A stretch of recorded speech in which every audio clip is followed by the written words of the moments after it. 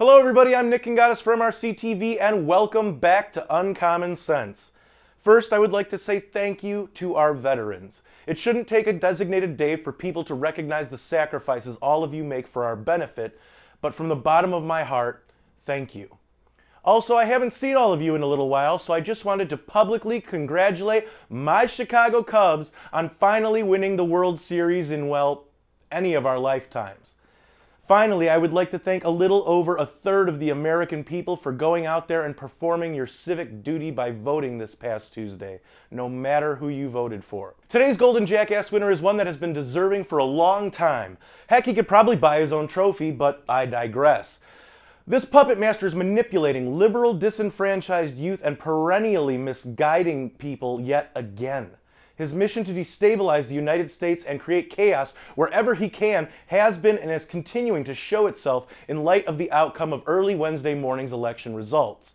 Who is this puppet master? I'm glad you asked. Most of you know him very well. His name is George Soros, and he is today's winner of the Golden Jackass. If you don't know who George Soros is, just Google the man who broke the Bank of England. Or you could even Google the man who broke the Bank of Thailand. You could even do a little research and find out how many liberal organizations, socialist organizations, and organizations with extremist ties Soros supports that we know of. Trust me, he's deserving of a trophy. All of his minions can have trophies too if they feel triggered from being left out. Hello, everybody! You're right! Anyway, one of these organizations is MoveOn.org. You've probably heard of MoveOn before. They're really good at protesting. How good? So good that the Soros-backed MoveOn organization is largely responsible for a lot of the peaceful protests we're seeing in cities across the U.S. They have sign-up sheets for all of these protests on Facebook and even give the special snowflakes a time and place. When they say peaceful, and they use that term a lot, I guess that includes setting cars on fire, among other fires they set, smashing windows, and yes, blocking traffic again. These protesters go on and on telling anyone that will listen to them that President-elect Trump is going to destroy the country while they go out and literally destroy things. Seriously, like traffic in major cities isn't bad enough without these freedom fighters feeling the need to shove their self-entitled noses that they look down at us with into our everyday lives of, going to and from work. This is why your candidate didn't win, liberals. People are sick and tired of being labeled as racist, sexist, homophobic, transphobic, Islamophobic by anyone with a placard anytime someone says something that triggers them. Aw, sweetie, it'll be okay. Sweetie! I'm not! Sweetie! Stop it! Sweet! Pixie dust! Pixie dust! While Soros has the means to continue to fund these protests, what he and the lemmings he supports don't understand is that most people find all of them annoying. No one cares. To most of us, all they're doing is getting in the way of the people who are productive in society from going places and buying things. Stimulating the economy instead of constantly taking from it, and exercising our capitalistic muscles every chance we get. Why? Because we need more stuff.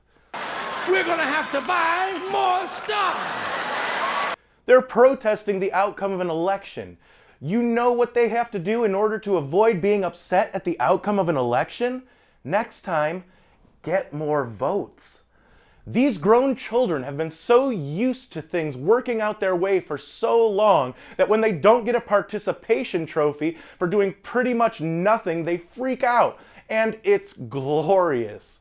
Am I the only one who has felt just a teensy bit of joy in watching these people melt down? And I still think that in her lifetime she deserves to be the first female president. And that's what makes me so sad. Sure, we complain when certain things don't go our way. That's human nature. But when something doesn't go my way, I get upset for a little bit, maybe have a drink, and say, well, that didn't go my way. And that's it. That's literally all that happens. For all these people saying, where do we go from here? What do we do now? What do I tell my children? Okay, let's all grow up just a little. Stop looking to others for answers. Make your own destiny. You can still be a good person for those around you and others. If you're an adult, figure it out. Just calm down a little and be a rational human being while attempting to parent your children. Life is a lot harder than this. Trust me, if we could endure the last 8 years of a socialist peddling division, rhetoric, and dangerous ideologies, then you can endure at least 4 years from an entertainer. Let's all put on our big boy pants and go about our day. Not everyone gets a trophy in the game of real life. Well, George Soros is getting a trophy today, but this is a special exception for a particularly special little snowflake.